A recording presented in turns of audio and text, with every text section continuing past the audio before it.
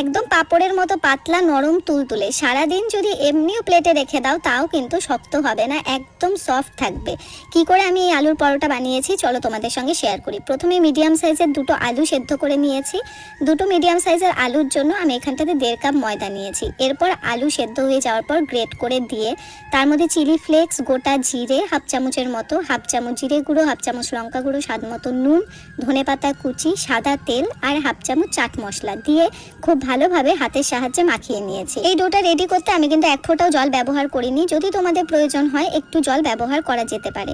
এরপর ছোট ছোট লেচি কেটে তেল দিয়ে কিন্তু বেলে নিতে হবে একদম পাতলা করে, যাতে কিনা এ পাশ থেকে ওই পাশটা খুব ভালোভাবে বোঝা যায়। এরপর একটা তাওয়া গরম করে নিয়ে প্রথমে শুকনোভাবে একবার দুবার উল্টে পাল্টে তারপর সাদা তেল দিয়ে আমি ভেজে নিয়েছি। এক্ষেত্রে তোমরা চাইলে ঘি অথবা বাটার দিয়েও কিন্তু পরোটাগুলো ভেজে নিতে পারো।